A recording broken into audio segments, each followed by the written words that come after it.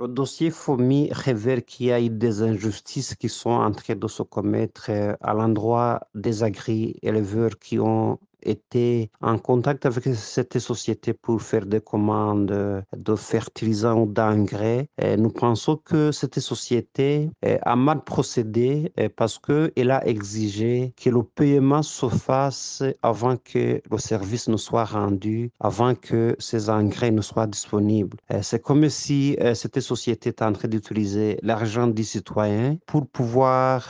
effectuer son business. D'autres injustices se remarquent par le retard qui a été déjà consommé jusqu'à ce jour. Nous pensons que en matière d'agriculture, il y a des saisons qui sont déterminées pour que les semences puissent être semées à des dates bien précises. Le fait que ce retard est déjà là, ça cause un préjudice énorme et les agri-éleveurs risquent d'avoir une grosse perte en ce qui concerne produits qui devraient être récoltés, des semences qui n'ont pas eu d'engrais comme cela avait été prévu lorsque ces agri-éleveurs avaient fait des commandes. Nous constatons donc des défaillances au niveau de l'administration, aussi au niveau du ministère en charge de l'agriculture et de l'élevage, parce que toutes ces instances devaient contrôler le fonctionnement de cette société en ce qui concerne les services qui sont rendus aux citoyens, aux bénéficiaires des engrais, notamment des engrais qui avaient été déjà payés à l'avance. D'autres défaillances pourraient être constatées au niveau de la politique générale du pays, parce que nous savons que le domaine de l'agriculture et de l'élevage est un domaine clé pour l'économie du pays, mais aussi pour la survie de la population burundaise, ce qui veut dire que les autorités burundaises ne sauraient ne pas faire quelque chose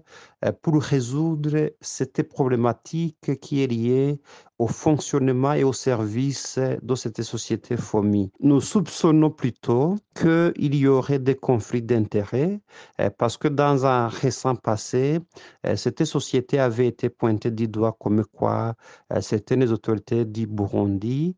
utilisaient la même société pour détourner de l'argent public et nous soupçonnons cette fois-ci que ces accusations pourraient se confirmer à travers ces dysfonctionnements qui font que les citoyens, les agri-éleveurs sont en train d'encaisser de grosses pertes en ce qui concerne leurs activités en matière d'agriculture. Nous demandons donc aux autorités publiques et plus particulièrement à l'administration ainsi qu'au ministère en charge de l'agriculture et de l'élevage de tout faire pour que la situation se résolve en faveur des agri-éleveurs qui ont fait des commandes, lesquelles commandes n'ont pas pu aboutir suite au dysfonctionnement de cette société qui exerce un monopole dans le domaine des fertilisants au Burundi.